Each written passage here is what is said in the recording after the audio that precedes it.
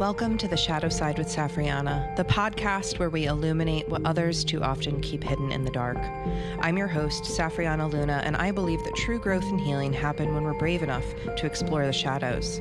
As you listen, may you find greater understanding and awareness around your personal stories and collective trends. Take care of yourself, and let's dive in. Welcome to a new segment. If this is your first time stumbling upon me, I'm Safriana Luna, the Queer Spirit Guide. I am CEO of Living Lunas and a licensed therapist, a guide, a intuitive healer. I'm an internationally best-selling author and speaker and all kinds of things. I'm just a multi-passionate creative in general. So I am so delighted. Today we are kicking off this segment, The Shadow Side with Safriana, which is going to be my ongoing both solo and guest segment moving forward. So again, welcome. Just in case you don't know the history, my wife, Ikenna, and I founded Living Luna, our brand, in January of 2021. So our brand has been here for a few years now. And that same year, we began our podcast. And once we started our podcast, I really realized how much I loved being on podcasts. And season 2 of Living Lunas, we started interviewing guests and we were having some fun with it, but it just wasn't quite right for what we wanted to do there. So I kicked off in late 2022 a new segment called Soul Connection Calls, where it was just me and a guest, and I was interviewing people. And again, it was a lot of fun, but I didn't feel like it had a cohesive, solid purpose. I really have been sitting with what's next and what is this next big chapter for me. And I realized it was the shadow side. So, if you're familiar with me, I'm all about the shadows. If you're new to my world, I am a licensed trauma therapist and I've been doing all kinds of shadow work and spiritual shadow work for years now. It's a big passion of mine. And I wanna talk about it more. I wanna bring more shadow conversations to the forefront and unpack what it is, because when I've talked about the shadow and the light, one of the biggest things that I've gotten is people saying the shadow is bad and you don't want that. And I'm like, no, that's actually false. We need the shadow. We need to talk about it. We actually need it to maximize and go with our full human flow, which is in and out of light and shadow.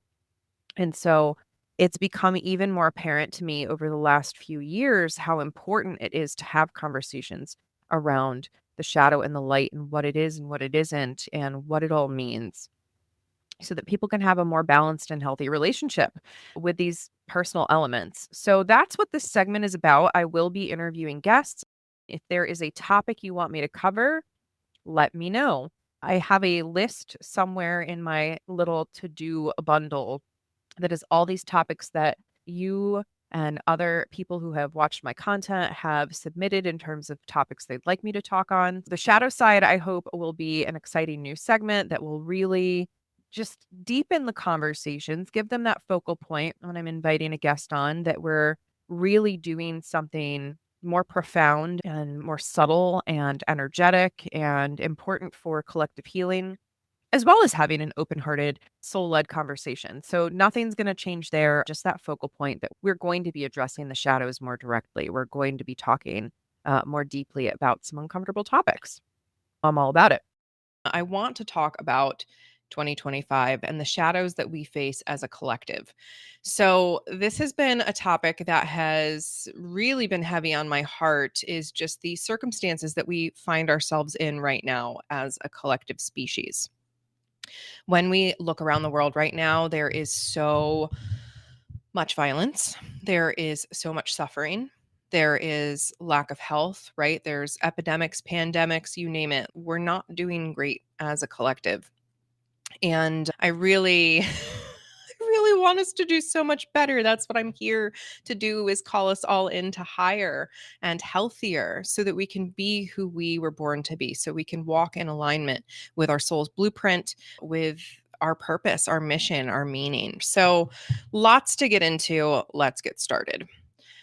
So I live in the United States, And there's a lot happening here in the States, right? I couldn't help but witness what unfolded with this election and the shadows that came to the surface. And the number one shadow that the light shone in with this election is the shadow of poverty and the shadow of striving for more, the shadow of not enoughness. I think that the reason that we are where we are right now is ultimately human greed, and that has caused us all kinds of problems. And we're seeing that right here, right now. So many of us are struggling to make ends meet, living paycheck to paycheck, as they say. Really, each day comes with its challenges for basic survival. And we should, as a collective, be well beyond that point at this stage of what we're capable of. But because of human greed, because of capitalism, because of large corporation structures and these systems that continue to promote standing on the backs of others, we see ourselves where we are right now. If you look outside, there is plenty of land, there is plenty of fresh air, there is plenty of water. There is so much that each of us could benefit from if it wasn't commodified and made to be something that someone can sell. And so I think that is our number one biggest shadow as a collective right now, is that we're trying to monetize absolutely everything in favor of communal support, in favor of taking care of one another, right? It is this I need to take care of me that's not in balance. I talk a lot about taking care of yourself. There's so much that we need to do that is purpose driven with when it comes to taking care of ourselves, but it's not this I will literally step on whoever it takes to get where I want to go. That's not it. That's not it, friends. But that's what we're seeing, right, with billionaires. And I really just want to emphasize, if you've never seen a visual, to go look at what it looks like, a billion versus a million, and see the difference. Visually see the difference, because the people who are swimming in billions don't need to be swimming in billions, and those resources could be reallocated. I think we're seeing such a collective dissatisfaction right now with all the BS when it comes to money, because again, there is plenty of abundance to go around. All of us could be safe, secure, prosperous, but it is this select few people who are literally steeped in corporate greed, who are really making it messy for the rest of us. So one of the number one shadows I talk about all the time is the us versus them. Us versus them mentality has been around as long as we can remember. There has always had to be a them, an enemy, somebody that we could attack, somebody that we can point the finger at and blame for our problems, right? That has been Black people, it has been Indigenous people, it has been Hispanic and Latino people, it has been trans people and queer people. It has been people of other religions, right? It was the Muslims in the 9/11 era, right? It's always let us point the finger at somebody else to blame for our problems. That's the big shadow, and it's time to clear that the heck out. Because again, going back to, we're responsible for us. Not in this we need to be greedy way and we need to make sure we have enough and that everyone else is shut out of the equation, but in a I take care of myself so that I can take care of my community, my loved ones, my friends, my family, the people that I am building community with. That that's what we're being called back into, is this genuine community building, instead of us versus them, instead of I need to make sure I survive so I don't care who else gets harmed on the journey there, right? That's not for us anymore. So one of the next shadows is this, it's woven into this capitalism, which is hyper consumption. So if I could give you a piece of advice for 2025, let it be that I am so here for the underconsumption trends. I know that there's a term. I'm not really on TikTok. I don't see all of the trends as they're coming through, but there is this call to be an underconsumer.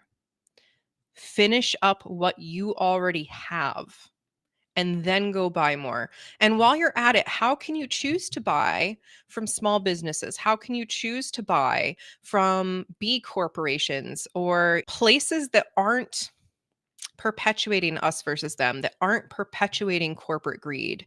So, for example, right now, I'm making sure that I literally use all of my shampoo, my toothpaste, my lotion, etc. before I buy any more. Because if I still have some, I don't need more of those non-necessities. So really, how can you face this shadow of maybe buying in? I want to say buying into consumption, buying into the, oh, I need this chaos that comes forward in our culture, right? We have been trained, we have been taught to want to buy the shiny thing, to keep up with the Joneses, to make sure that we are staying on top of, right? We can let that go. So, the next big shadow I want to speak to is the climate, right? So, part of the reason we need to consume less is that we're literally over consuming all of the planet's resources. And Mama Gaia is going to fight back, friends. Like, we're going to continue to see climate disasters coming through more and more and more and more until we turn the ship around, right? And I like to use the metaphor of a train barreling 100 miles west, and we want to be going east. Okay. We can't turn around and go 100 miles east 1 second after we were going 100 miles west. It would literally implode everything on the train. Nothing would go well. Okay. So it is a slow turning around. It is a hitting the brakes and slowing the full train down so that we can change trajectories and go the other direction. This takes time. This takes effort. There are so many small businesses that do ship and refill things without lots of packaging. I've looked into a lot of those, vitamins being shipped in like paper or cardboard tubes, things like that. There are lots of companies that are starting to do this.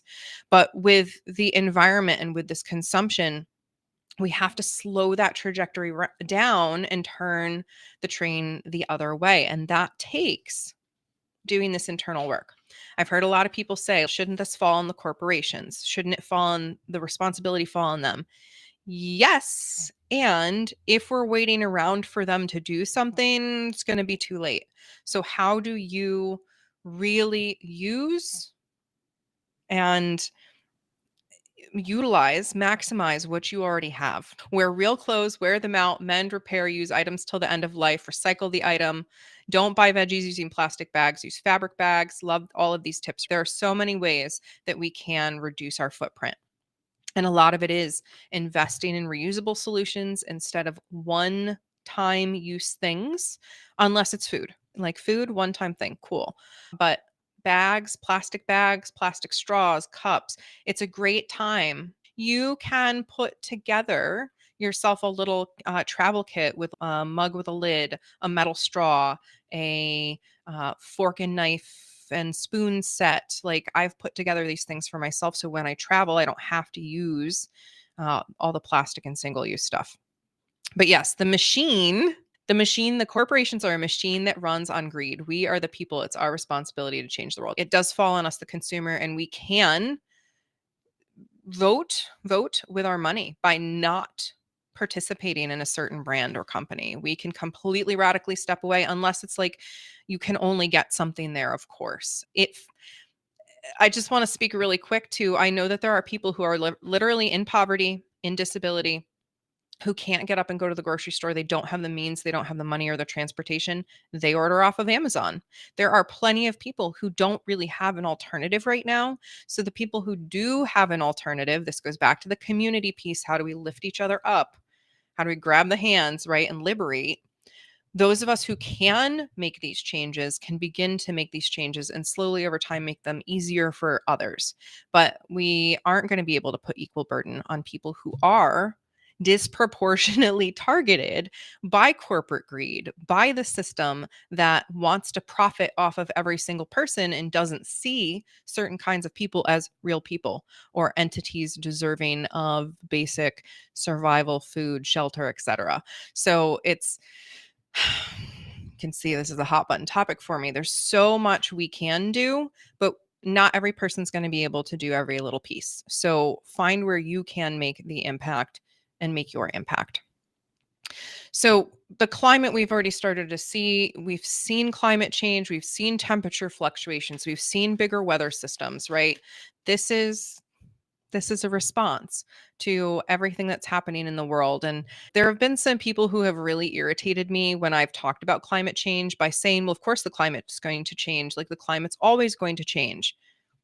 Yes, sure. Mama Gaia over time, Earth, she's going to change. Her weather systems are going to shift, circumstances are going to shift, but it is with human greed and the proliferation of that we're seeing these drastic changes that, if they continue, could be the downfall of humanity, right?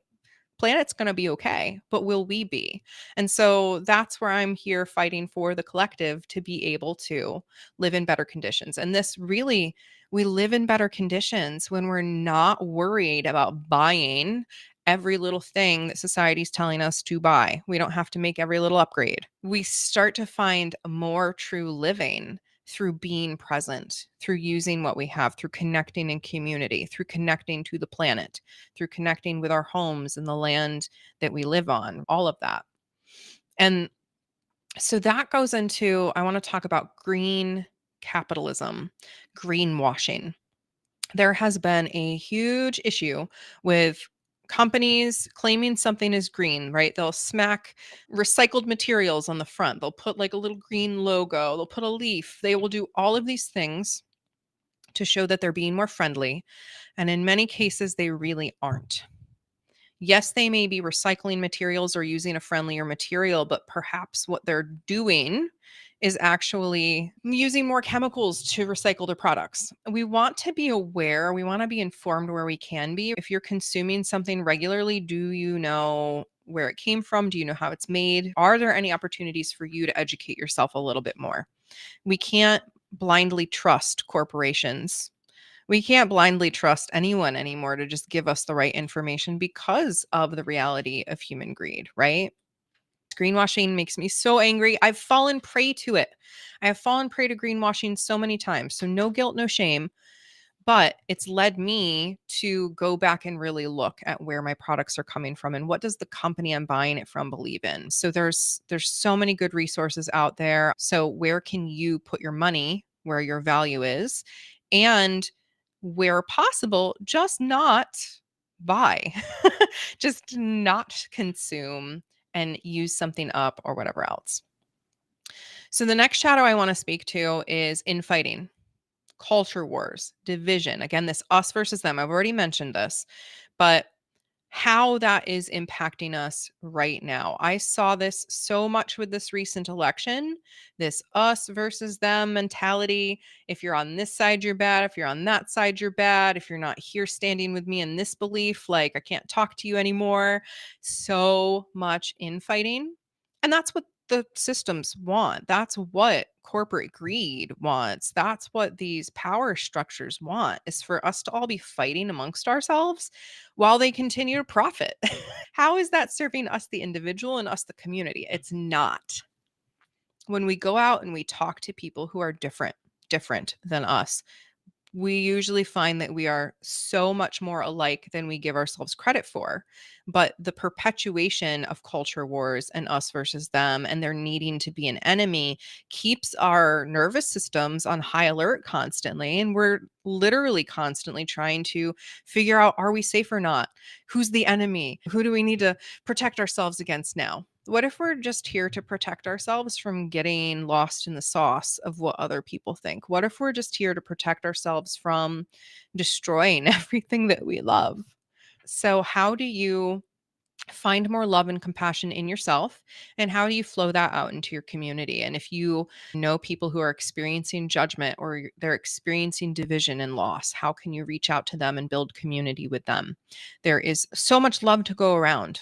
Love truly is unconditional. Actual love is unconditional. So if you are falling victim to either someone not unconditionally loving you because you're a certain way, or you don't want to love others because they're a certain way, You're not really acting out of love. You're acting out of fear. You're acting out of shame. And again, I don't say this to guilt you, to shame you, and to point a finger at you, but rather to shine a light on it so that you can begin to reorient to something that feels more aligned and healthy for you within. We need to learn to get along, not allow others to pit us against each other. There is no enemy other than really fear, shame, destruction. Those are the enemy. Like just okay, let's caveat there, right? We're in the shadow light dance, and that is a part of life. There is creation and destruction we have to consume to stay alive. But we don't have to do it at this level of just destruction and pain and suffering. I One of the things I always say is there's already enough pain with sickness, with natural disaster, with accidents. We don't need to cause each other more harm through what we do to one another. We really don't. Oof. This is like so much collective us versus them stuff right here in our face. It is the as people step forward and talk about the shadows and the reality of what's happening, more and more of this stuff bubbles to the surface, more of the toxicity comes up to the surface to be witnessed. And it's important for us to remember that there is no perfect person. There is no perfect person. We all have our flaws. We all have our issues. We all have our vices. And we need to be held accountable for how we impact others. Often, when people do stand up and try to hold one another accountable, it can be very explosive and people can get very defensive. And the ability to talk calmly about things goes away. So that's what I'd like to call more of into the collective is this ability to actually talk about how we're being impacted by one another and to take accountability for that in ourselves and change how we interface with others or in the community.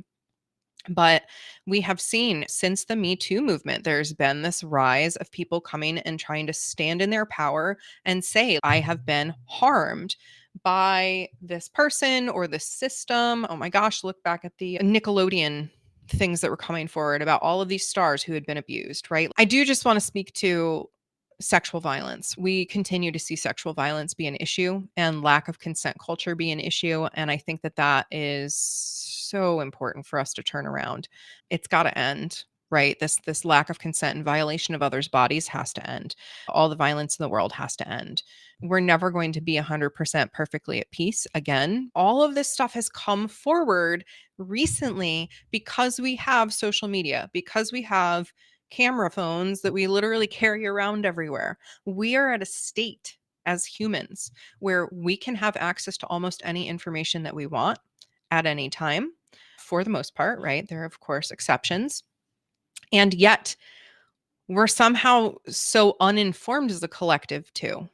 So, this is where I really want to encourage everyone to take responsibility, to research, to check in with yourself, to speak up in the face of injustice. If you're seeing injustice happening, how do you document that? How do you ensure that you are kept safe in that as much as possible and that you have what you need to show that you what you're fighting against? It's not pleasant, any of this, but all of this stuff has been rising to the collective surface for a while now, and we're seeing it bubble over. We're in this shadow light journey.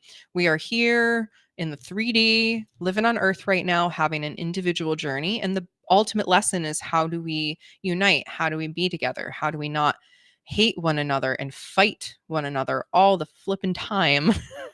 That's our big thing that's here for us right now. So, how do you begin to invite that in?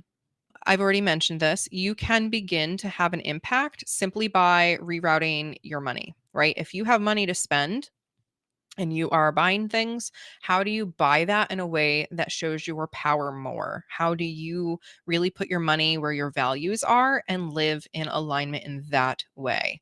Researching B corporations, certified green corporations, picking foods that are more in alignment with your energy, your values, right? All of these little things that we can spend our money on, routinely spend our money on, just shifting how we do that to bring it into a little bit more alignment.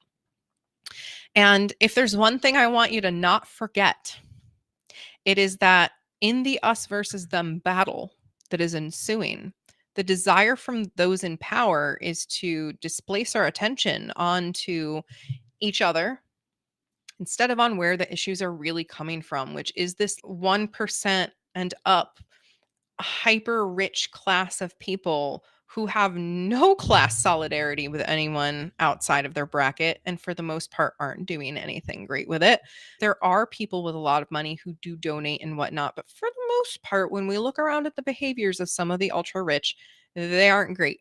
So the enemy is not your neighbor. The enemy is not the gay person down the street. The enemy is literally greed, and it's corporate greed, and it's this class structure that continues to perpetuate really toxic hierarchies. There is no human being who is worth more than another human being, period. And I know that that's really hard for some of us to swallow when we see the harm that some humans do. But the reality is that none of us outrank one another. So, sure, some of us might be accruing more karma or really having a bad impact, but we're not more valuable than one another as a fundamental being. So, where can you find solidarity with your peers, your community? How do you go out and support one another, find support for yourself? That's definitely something to be thinking about right now. It's a great time to be thinking about how you sustain yourself. How do you make sure that you are safe, supported, and secure? I just invested in solar power, battery backup in case of power outages, environmental damage, etc. So, what are some little ways that you can make sure you have backup plans or just a way to support yourself in case of weather or whatever else that might arise? And how do you renew your resources, right? Not all of us have the capacity to grow crops or our own food. So that's where mutual aid networks really come in. How do you root into your community and find mutual aid? So, for example, that might look like our garden this year. We grow way too many peppers and way too many patty pans because they were just overflowing. So, mutual aid could look like us giving those out in the community, literally free to anyone who needs the food, right? So, how can you contribute to that, or where can you hook into that if you are a person in need?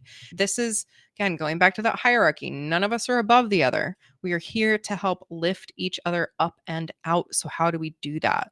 And that means looking at our own level of privilege and figuring out where we can contribute according to our current level of privilege.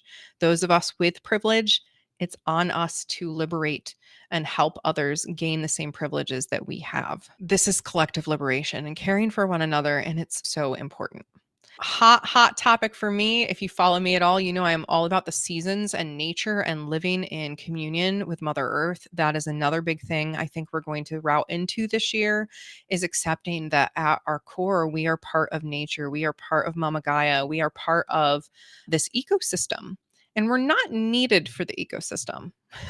So we really want to earn our place and show that we're capable of living in harmony too. And I think that we can. And that comes, again, we're not going to turn the train around and go 100 miles east when we're going 100 miles west. It's going to be a slow turning around, but I think that we're getting there. And actually feeling our feelings. Good God. I've witnessed so much with even the pop culture of things that were happening last year with, for example, the Nickelodeon stuff, right? We didn't see a lot of people genuinely speaking about how they felt there because it's still really scary for us as a collective to feel and share these heavy emotions. But if you need support, now is the time to get it, right? This is that collective liberation work that starts within you. And that means really leaning in to the fullness of this human experience, which shadow light journey. The shadow holds so many emotions and feelings that are tender.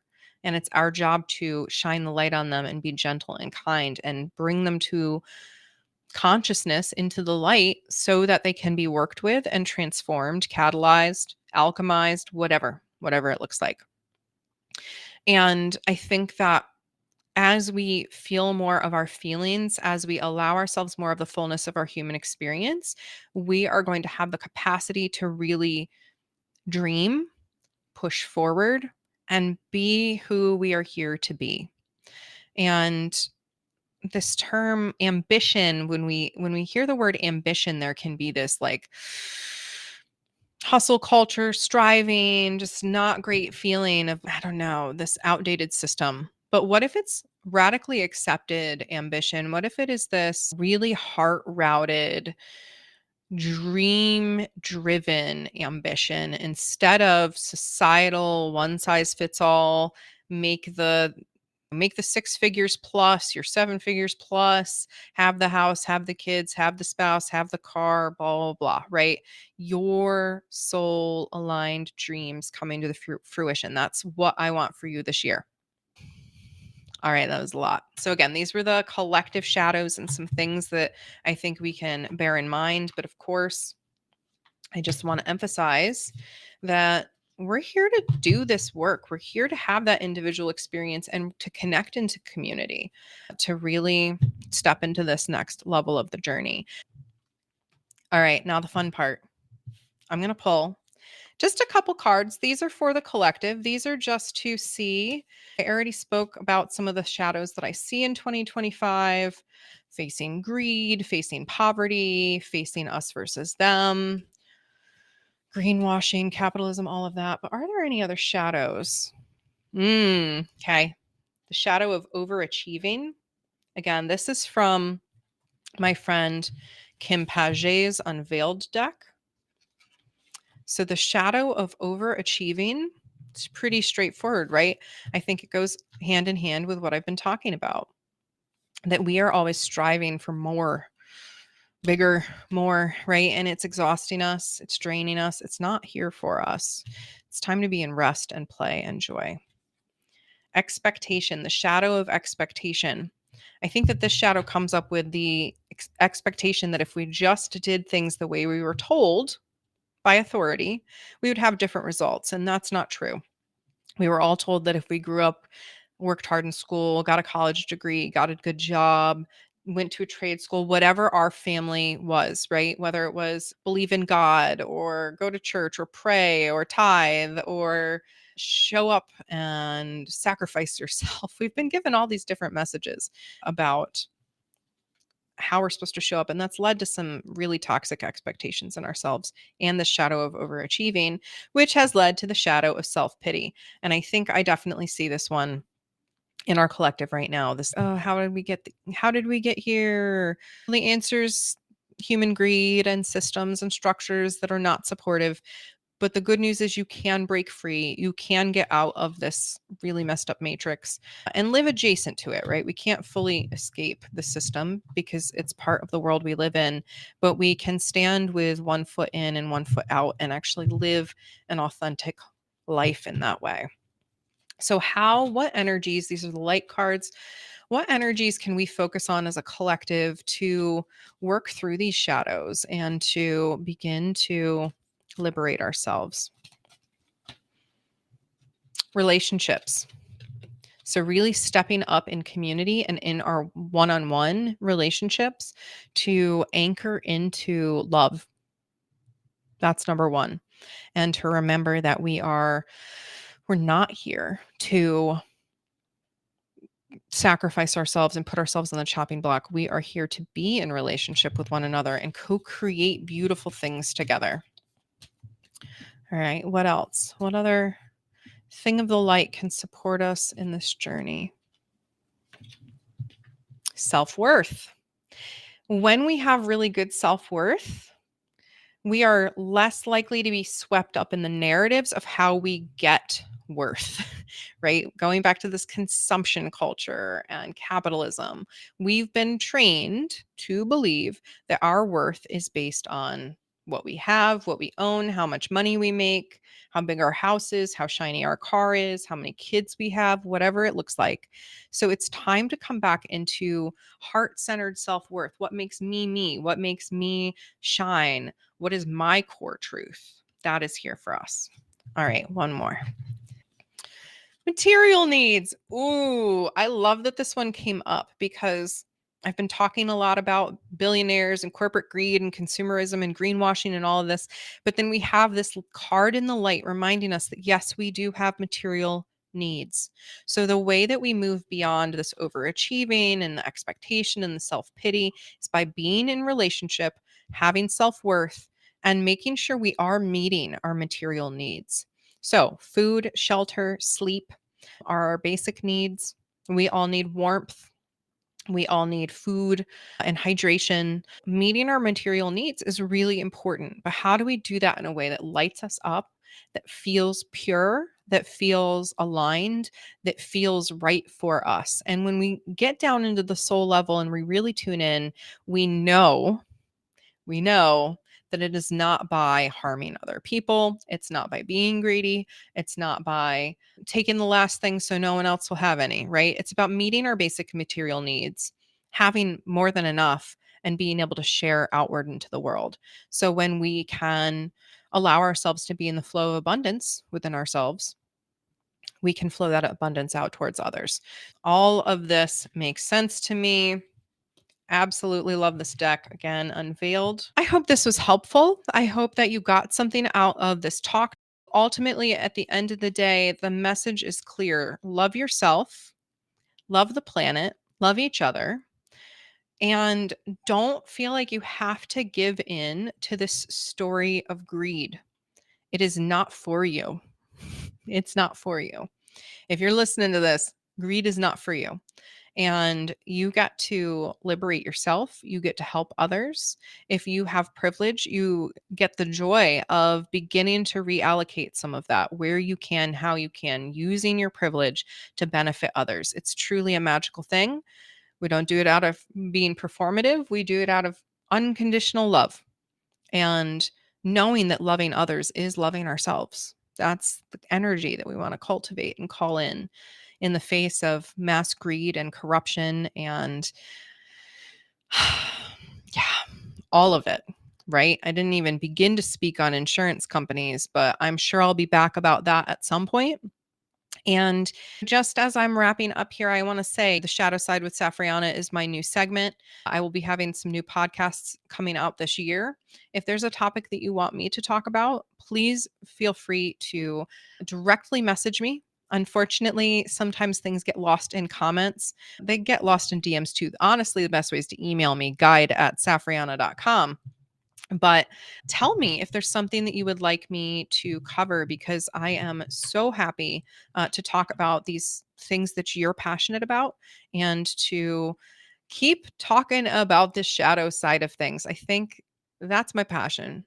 If you know me, you know me. And I love talking about the shadow because not nearly enough of us are. It's not that scary. We think it's going to be scary. It can be, I'm not gonna lie, but it's not as scary as we think it's gonna be. Emotional, sure, tender, sure, but not the most scary thing in the world. I think the scariest thing in the world is never knowing yourself or feeling trapped in someone else's game. So liberate yourself, friends. Know that I'm here for you. If you ever want to figure out how we can work together, same thing, guide@safriana.com. I am here for you. You can go to safriana.com or livinglunas.com to see all of the things that we're doing. Follow us on YouTube, all that and more. All right. I love you so much. I care deeply about you. I am here for the collective to rise into better. I know we can do better. If there's anything I can do for you, please let me know. And until next time, I'm Safriana Luna, the Queer Spirit Guide.